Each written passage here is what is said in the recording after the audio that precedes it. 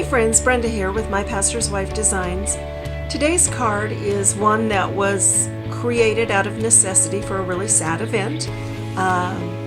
My good friend was expecting a baby and he wasn't due until July, and unfortunately he was born 12 weeks early this last Saturday, and he just didn't make the fight. He died on Sunday, and it's so heartbreaking when you see somebody who so longed for this baby to be in their lives, and now he was there for such a short time.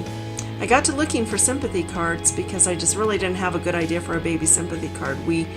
I work in a store where we sell greeting cards, and there was nothing really appropriate for a baby. We had a lot of good sympathy cards. When my son passed away several years ago, we received a lot of beautiful sympathy cards, but they were all geared for, an adult or even maybe an older child, but certainly not for a baby. So that got me to thinking about what could I create. And I want to share with you this card that I made. I'm going to hold it right in front of my face. This card that I made, I'm going to show you how to make one as well. So join me now to make a sweet baby sympathy card. Alright, so here is our sweet little card that we're going to make. I like the fact that it is a little bit softer for the baby that we're keeping in mind. So let me just lift this up to the camera just a little bit so you can see it a little clearer. And then we'll go ahead and get started. The supplies that you will need, we're going to make 2 cards, so you will need 2 pieces of Whisper White cardstock, and I'm using the little bit thicker, the heavy cardstock. It is 8.5 by 11 scored at 4 1/4. Again, 2 pieces of that, and then 2 pieces of Whisper White, and this is just the regular cardstock, and it is cut at 4 inches by 5 1/4 inches. We'll be using the Big Shot Tufted Dynamics Textured Impressions folder. Kind of looks like a blanket when we're done with it. You can see it here. Then we'll be using the stamp sets, A Good Day, and we will be using the little fawn out of that. If you had a set that might have a bunny, or not a bunny, a lamb, that would be a good option as well. And then we're also using the Kindness and Compassion stamp set, and it is gratitude and condolences, and it's a beautiful set. So we'll be using those 2 stamp sets. We're also going to be using our Baker's Twine, and I should have looked that up. I will have it in my notes at the end of the video. 3 ink colors. We have Crumb Cake, Balmy Blue, and Blushing Bride. And then we have a few other pieces of cardstock that I've already pre-cut for time. And so we're going to have 2 pieces of Whisper White, and it is cut at 1 1/4 by 3 inches.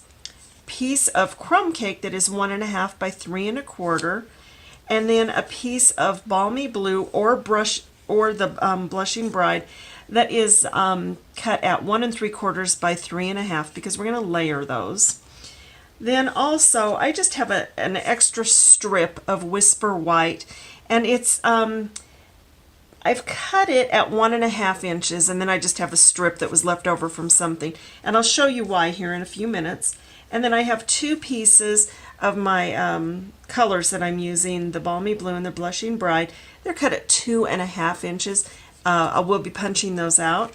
We have 2 circle punches that we'll be using, 1 1/4 inch and the 1 3/4 inch. So the very first thing I am going to do is my stamping, and I will be using the stamp that says Sending Comforting Hugs and Healing Prayers, So Sorry for Your Loss.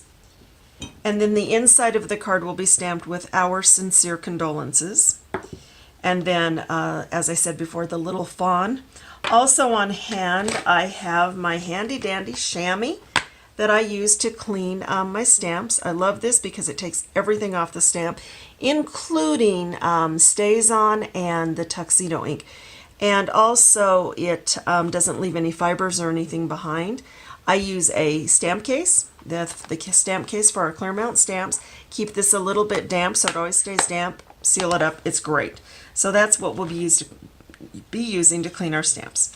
So first things first, let's go ahead and get our crumb cake out.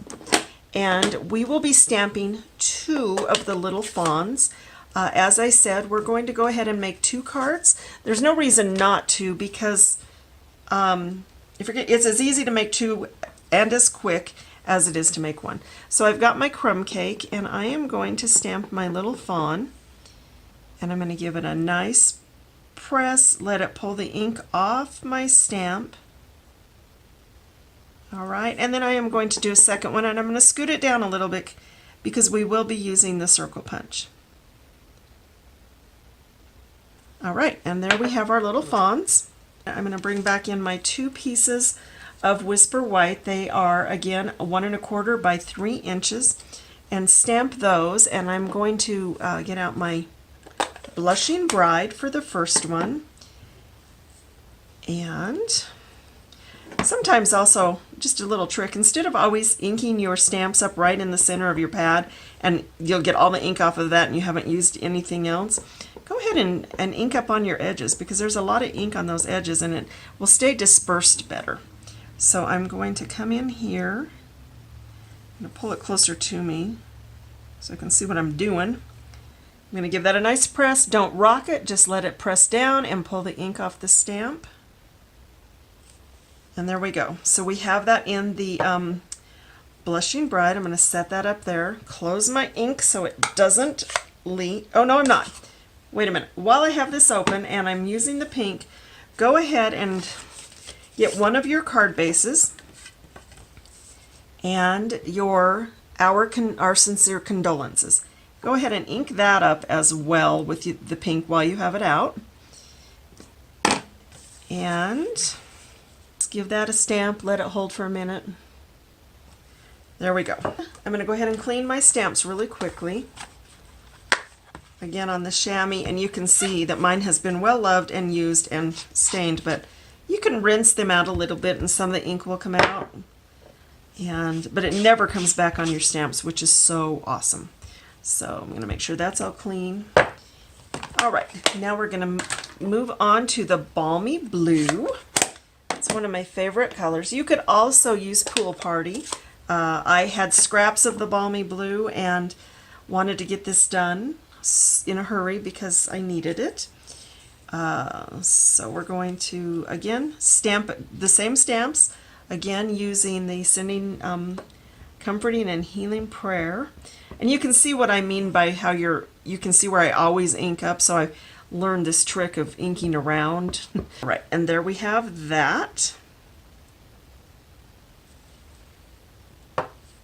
And then we will do the same thing with the inside of this second card using our blue. You could do any colors. I just kind of thought these were the most simple for, a little girl and a little boy. Again, just going to stamp up in the upper corner so I can write my thoughts down there for the people. And there we have that. And that, my friends, is all of the stamping we're going to do. So now we will bring in our Big Shot, or whatever die cutter and embossing tool you have. I have a Big Shot. I'm just going to bring that in, and my embossing folder, and my 2 pieces of the Whisper White. And there's this neat little trick on these embossing folders. See this line right here? If you line your paper up with your edge right at the bottom of that line, it will be perfectly straight when it goes through your embosser. And every machine's just a little bit different, so you just have to know how yours is going to work and adjust it accordingly.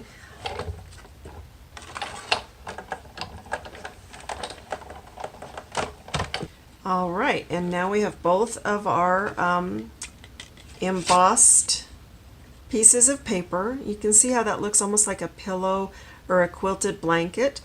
Now we begin assembly, and you can see just how truly quickly this card does go together. So I'm going to get my 1 1/4 circle punch, and you're going to see my little trick here. The reason I left a tab here is so it's easier to slide into the punch. Sometimes you can make it really difficult by trying to fit your paper in, and when you have just a little tiny square, and that does make it really difficult. And then we're going to do the punch with the 1 3/4 punch, and I've got my blue, and you can see how I've made this a little more difficult because of the way I cut that. So you can see the benefit to adding a tab, giving yourself just a little bit of room. It's completely up to you, but boy, I've found that the tab works really well. Another trick, I guess I should show you really quickly, is we have our pickup tool, and you could, has a putty end on it, which is kind of handy, and it will help me just slide that right in. There you go. So either way, a tab or the tool will make a big difference. So we need some snail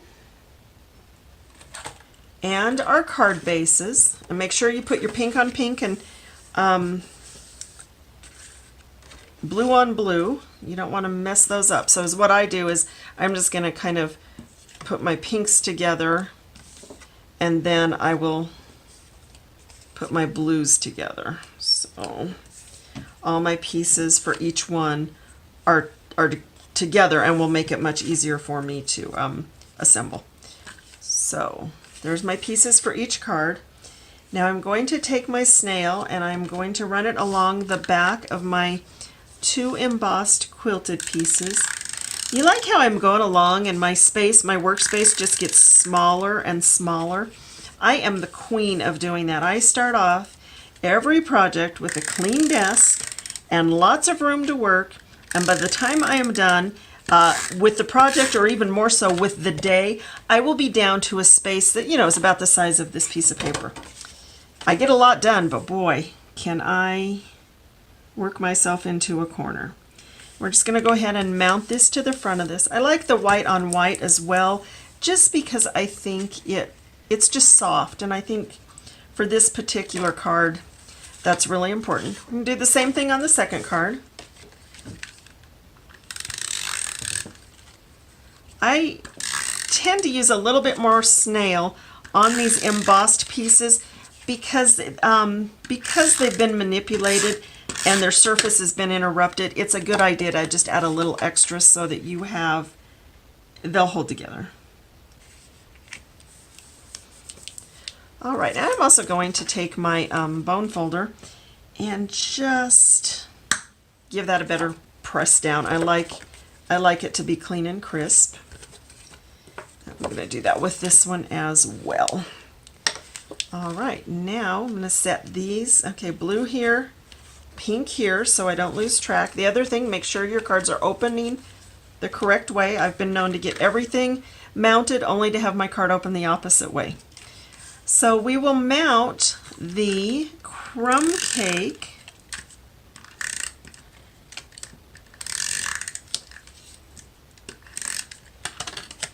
to our color base, and I always know that if I've got it cut correctly, as long as the 3 edges line up, the 4 edges will line up.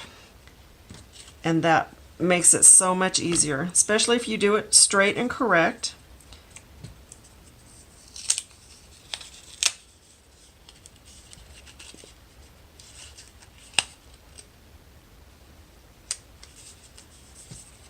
That's better.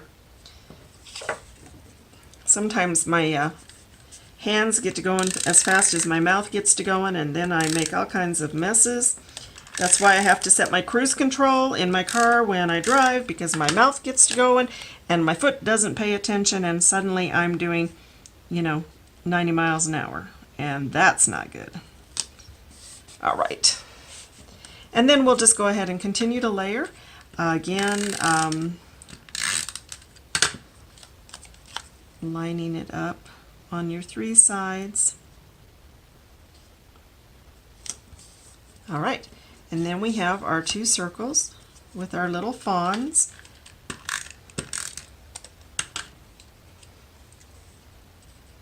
And just And then when we mount it to our card front, we will actually use some Stampin' Dimensionals. So go ahead and grab a couple of Stampin' Dimensionals. I'm going to use 2 per circle, just so I have a little better hold. And you can see my strip of dimensionals is almost empty of dimensionals. I think there's a couple left, but what I will do is I will literally go around with my scissors and trim every edge and continue to use it, because they may be different shaped, but they're still dimensionals, and why waste them? That's what I say. All right, so pink up here, and I want to just place this up in the corner at a little, you can do it however you want. I'm going to do it just at a little tiny bit of an angle with my little fawn.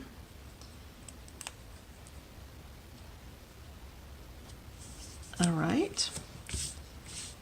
And then I'm actually going to, you can use snail if you like. I'm going to use Terran tape to mount these onto the fronts of my cards because of the dry embossing. I just want to make sure it sticks down well. A couple strips of Terran tape, get my pick tool, pick it up tool, pick it tool, pick around the town tool.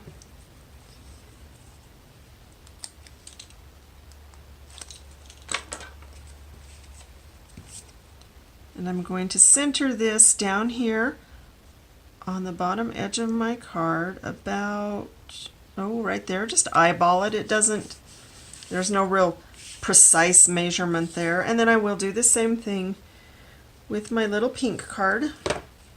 All right, and here we will do the same thing. Again, it doesn't have to be identical to the other card. It's not like you're going to send them to the same person.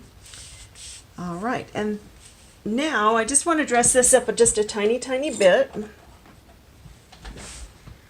So I've got my ribbon, or my baker's twine. Again, I'll look this up. I can't remember the exact name of it, but I will have it at the end of the video when the product's available. I know one color is Pool Party and the other one is Blushing Bride. I know that much. And I know it's baker's twine, so you know, it's a little bit ahead of the game, right? And I am going to just tie a bow, a small bow in each one of these. And I like that it has just a little bit of silver in it. It's just, I don't know, it's pretty. You could use the linen thread as well. I did the linen thread on my original card. Okay, we have our 2 bows ready. That one just stuck to my finger.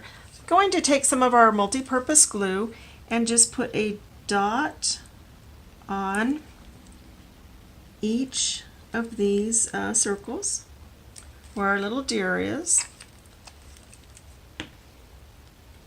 and then just put the bow right down on it. You could use a glue dot as well. I think the regular glue will hold it a little better.